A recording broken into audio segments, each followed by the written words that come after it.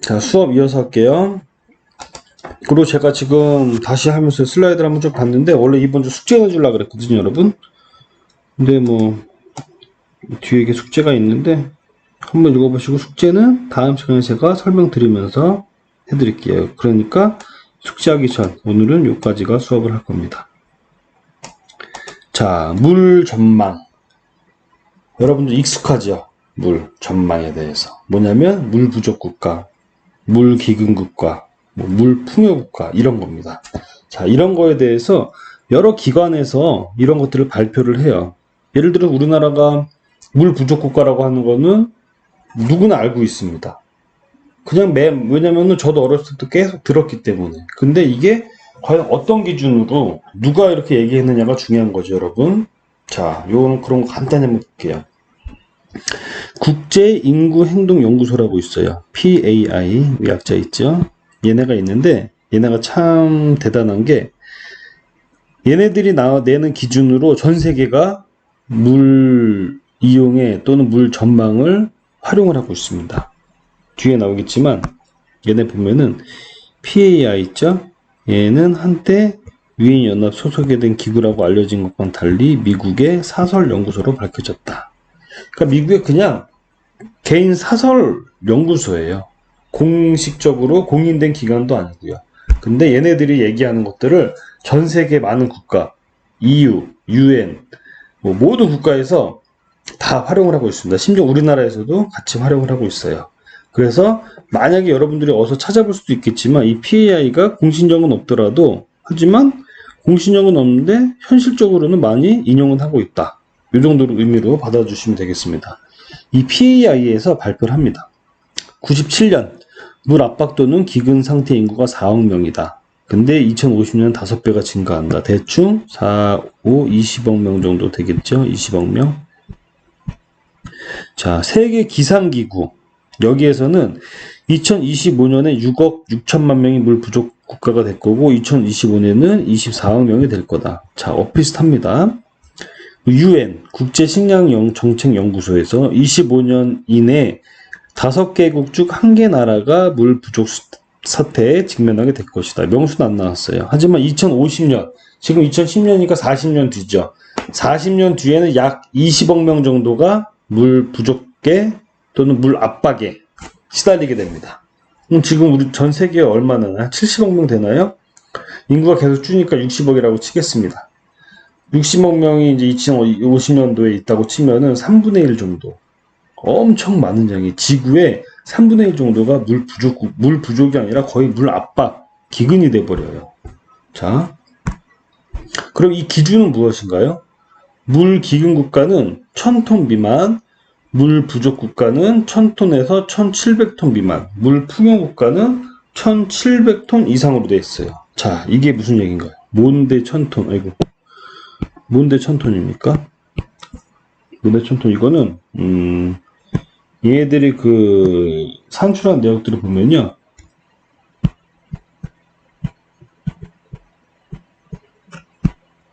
강우 유출량을 인구 수로 나누게 됩니다. 그래가지고 이걸 뭐라고 하냐면은 1인당 물 사용 총량이라고 이제 가정을 하는 거죠. 1인당. 자, 강우 유출량. 비가 와가지고 비가 온 게 이제 새로운 소스가 되는 거죠. 인입니다. 나한테 들어왔어요. 근데 우리나라 인구가 5천만이다. 5천만으로 나눠줍니다. 그러면 우리나라에서는 강우가 총 얼만큼 오는데 인구수 나눴더니 1인당 이 정도는 사용할 수 있다. 1년 동안. 이런 정도의 기준이에요. 우리나라가 2007년에 이 PAI에서 2007년에 우리나라를 어떻게 했냐면은 이 사용량을 무중수 사용량을 1452톤이라고 발표를 했습니다. 2007년에요.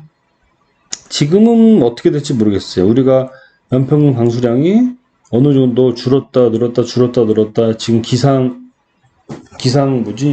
이변 기상이 변화 때문에 기후 변화 때문에 말이 좀 안 나오네요. 기후 변화 때문에 예측이 안 됩니다. 자, 그래도 어쨌든 2007년에 1452톤이라 그래가지고 여기 포함됐었던 거예요. 물 부족 국가에. 그리고 한국이 뭐 2025년에는 뭐 물 기금국가가 될 거다라고 뭐 여러 기관들에서 예측을 하는데, 저도 이거 부분은 이렇게 수치를 보고 연구를 하면은 물이 우리나라에서 부족한 것들이 국지적으로 많이 발생을 합니다. 전라도 죠, 강원도 죠. 몇 년 전에만 해도 강원도 쪽이나 이런 데 물이 없어가지고 엄청 진짜 가뭄이 너무 심해가지고 소방차나 여러 용수들 군부대에서 물을 날라줄 정도였었어요. 그래서 해수담수화도 많이 하고, 그죠? 많이 어려운 지역이 많습니다. 그런데 우리 경기도, 서울시 이쪽만 해도 어떻습니까? 물 부족한 거 못 느끼죠? 저도 솔직히 못 느끼고 살아요. 그래서 물을 편하게 많이 사용하는 편입니다. 그런데 우리나라 전국으로 다 따지면은 어떻게 될지 모르겠어요, 저도. 이게 왜냐면은 분명히 물이 부족해가지고 어려움을 겪는 사람들과 그 지역이 분명히 존재하기 때문입니다. 자, 한번 잘 생각해 보시고, 요걸 종합적으로 보면, 이러한 물에 대한 평가 및 조사, PAI에서 한 거죠. 이런 조사는 인구 증가에 따른 물 부족 현상을 경계하기 위한 것이다. 그죠? 경계. 자, 경각심을 가지라는 겁니다. 국토 면적과 인구 밀도, 강우량만 반영하였을 뿐이며 수도 보급률이나 수질, 물 이용 효율, 운영 기술 등은 반영되지 않은 단순한 지표라는 지적이 제기되고 있다. 자, 맞는 내용입니다. 여러분, 우리나라 수도 보급률 얼마인 줄 아세요? 90몇 프로 될걸요? 90% 이상 될 겁니다. 그리고 물 이용 효율. 우리나라가 수처리 기술이나 이런 환경 기술, 하여튼 뭐든지 기술적인 거는 우리나라가 굉장히 뛰어난 편이에요.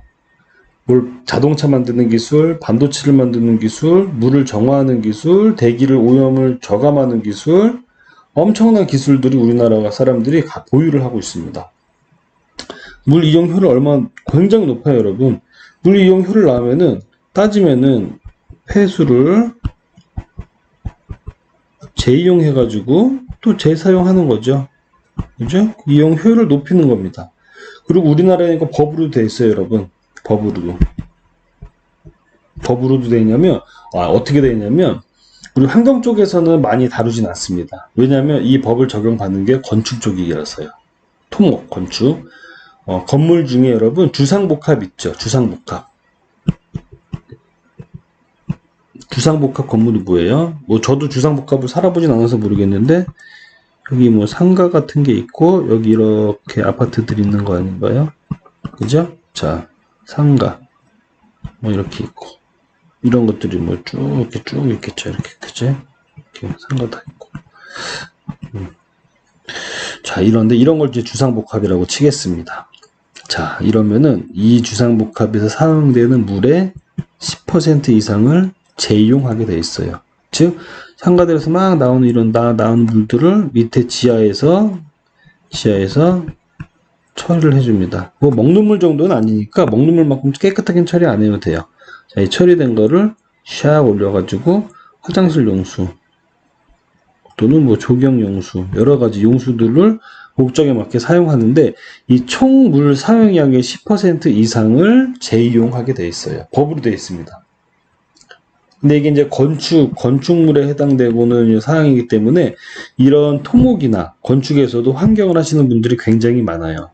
그래서 그분들이 많이 하고 계신 걸로 알고 있습니다. 어쨌든 우리나라 물 이용률이 좋다는 거, 즉 우리나라가 수도 보급률 굉장히 좋아요. 수질도 굉장히 좋습니다. 물 이용 효율도 굉장히 좋아요. 운영 기술이요 엄청납니다, 여러분. 우리나라 기술이. 이런 것들이 반영이 되지 않은 단순 지표이기 때문에 실제적으로 우리나라가 물 부족하다는 것보다는 조금 더 상황이 좋아질 수는 있을 것이다. 이런 내용이에요. 그리고 실제로 물이 부족한 현상들도 있기 때문에 항상 우리도 이런 경각심을 가지고 좀 생각을 하면서 생활하면 좋을 것 같습니다. 자, 각국의 강수량. 전 세계 평균 973이네요. 우리나라 1283입니다. 높죠? 우리나라 문제가 뭔가요, 근데? 높은데. 우리나라 제가 그냥 그 단면을 한번 잘라봤습니다. 이 태백산맥일 거예요. 산맥. 자, 비가요. 저희가 1년 동안 고르게 오지가 않습니다. 여름철에 많고요. 겨울철에 적죠. 자, 집중호우. 집중이 오고, 또 집중해서 왔는데 저장하기보다 이게 경사가 높으니까 동해안 쪽이, 그죠? 이 우리나라가 반으로 딱 잘라봤을 때요. 대부분 해양으로 유출이 많이 돼요. 엄청나게 많은 양들이. 그러다 보니까 비가 집중적으로 오고 저장할 수 있는 경사가, 국토의 형태가 적절하지가 않습니다. 그래서 세계 강수량보다 많음에도 불구하고 물이 부족할 수 있는 현상들이 많이 나타나고 있어요. 자, 2015년 우리나라 강수량 통계 한번 보겠습니다. 2015년 1월 1일부터 11월 31일까지 평년 대비 분포도를 본 거예요. 물론 지금 20년권 아직 안 나왔으니까 19년 자료는 어떻게 될지 모르겠습니다. 하지만 여기서 강조하는 거는, 자, 비가 이렇게 영 강수량이 이렇게 왔어요. 900mm, 800mm, 900mm, 뭐 1400mm 엄청 왔습니다. 근데 이거 양으로만 보면 우리 잘 모릅니다. 그죠? 이거를 상대적으로 비교를 해봐야겠죠. 영 강수량 평년 대비, 작년 대비 해봤더니 이렇게 막 비가 온 것들이 60%, 70%, 밑에는 뭐 90%, 80% 정도 되네요. 자, 위로 올라갈수록 경기도 지역, 여기 대구, 경부, 요 강원도 지역입니다. 물이 부족한 거예요. 평년보다 60%, 70%밖에 내리지 않았습니다. 하지만 연평균으로 이게 영 강수량이니까 1년에 이 정도 된 거예요. 근데 지금 2016, 17, 18은 잘 모르겠습니다. 왜냐면 기후변화 때문에, 올해만 해도 영 강수량이 엄청 많이 왔잖아요. 그죠? 지금 제주도 뭐 이틀 동안 1000mm 오고, 부산 500mm씩 오고, 엄청난 피해를 봤죠? 그래서 사실 이 강수량 통계를 제가 이제 보여드리는 거는, 원래 예전만 해도 비가 계속 평년 대비 적게 온다. 그래서 물 부족 국가에 대한 우리의 이해도를 높이는 목적이었습니다. 근데 실제적으로 여러분들도 그 정도로만 이해를 해주시면 돼요. 환경의 변함에 따라서 점점 강수량이 줄어들고 우리나라도 물 부족 국가가 되어간다. 근데 하지만 기후변화로 인해서 어떻게 될지 아무도 장담할 수 없는 내용입니다. 자, 그 정도로 이해를 해주십시오. 자, 수원. 자, 프레시워터. 프레시워터는 뭔가요? 담수입니다. 담수.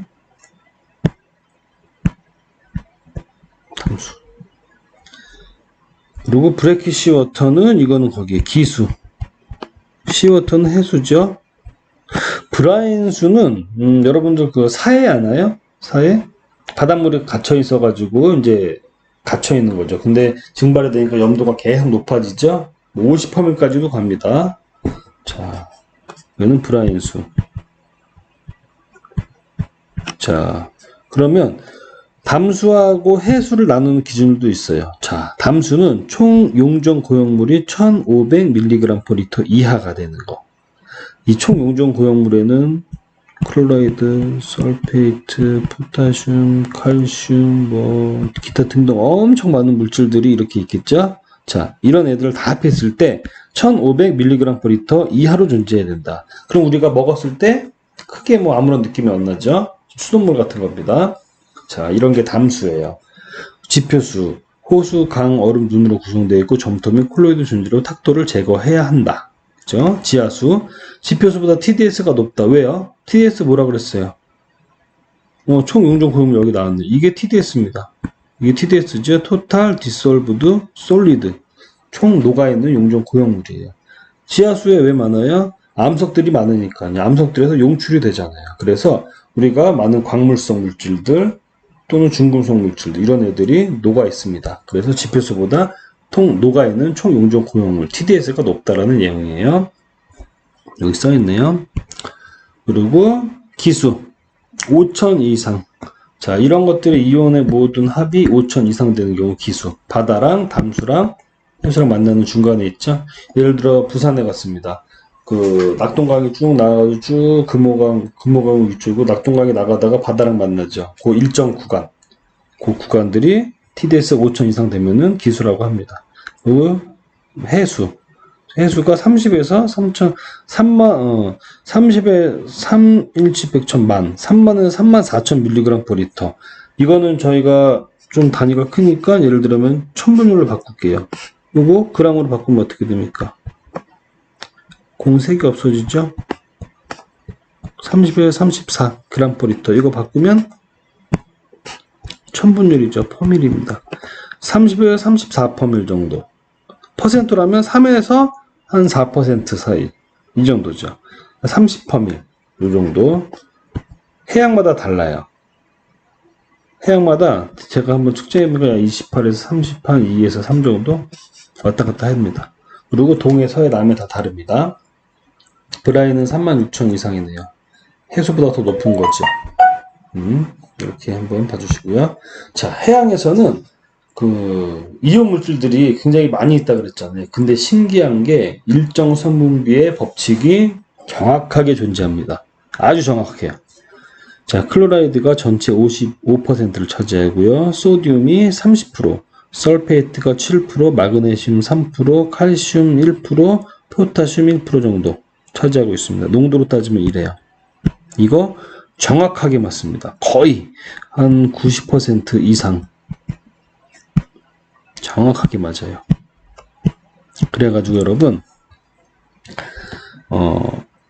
바닷물의 염분을 우리가 총 녹아있는 TDS나 셀리니티를 알 때는 요 클로라이드 하나만 딱 전국으로 찍으면은 어느 정도 농도 분포가 다다다다다 되겠구나라고 알 수 있습니다. 왜냐하면 일정 성분비가 존재하니까. 한 개의 농도만 알면은 쫙쫙쫙 맞출 수 있죠. 만약에 요걸 알았어요. 쫙쫙쫙 반대로 다 추정할 수 있죠. 자, 그래서 해양에서 수질을 분석하는 장비들이 있습니다. 그거는 토탈의 양을 측정하는 장비들인데 TDS 같은 걸 측정해요. 한 가지 항만만 측정한 다음에 쫙 환산해 버리는 겁니다. 일정 성분 법칙이 존재하니까. 그죠? 자, 근데 만약에 그런 장비를 담수 쪽에 갖다 쓰면은 맞을까요? 당연히 안 맞죠. 왜냐? TDS를 측정하는 이 해양 장비에서는 이 일정 성분비 구성으로 한 가지를 재서 쫙 맞히게 되어 있습니다. 맞으니까. 근데 담수에서도 한 가지 측정해서 딱 맞히면 안 맞아요. 일정 성분비 법칙이 존재하지 않기 때문에. 그죠? 자, 바닷물은 해양수, 해수는 일정 성분비 법칙이 있다. 라는 것까지만 오늘 알고 계시면 될 것 같습니다. 이 다음은 저영양개발 핫이슈라고 써놨는데요. 사실 핫이슈는 아니고 한 3년 전에 핫이슈였죠. 근데 지금도 계속 하고 있습니다. 그래서 이 저영양개발에 대해서 간단하게 보고요. 다음 시간에 이게 숙제를 내드릴 거예요, 여러분. 이렇게 10월 5일까지 추석 끝나고 숙제를 내는 걸로 저희가 할 겁니다. 그래서 다음 시간에 수업을 해서 아주 간단히 설명을 드리고 이거를 과제로 한번 제가 내드릴게요. 자, 오늘은 여기까지 첫 수업인데요. 아주 간단하게 수자원과 수질, 물의 분포나 이런 기본적인 특성에 대해서 배웠습니다. 그리고 다음 수업은 제가 일요일날 올릴 거예요. 그럼 월요일날 여러분들이 볼 수 있게 이렇게 조치를 하겠습니다. 자, 이번 주에 수업에 혼선을 빚어드려서 죄송하고요. 다음 수업 때 또 뵙도록 하겠습니다. 감사합니다.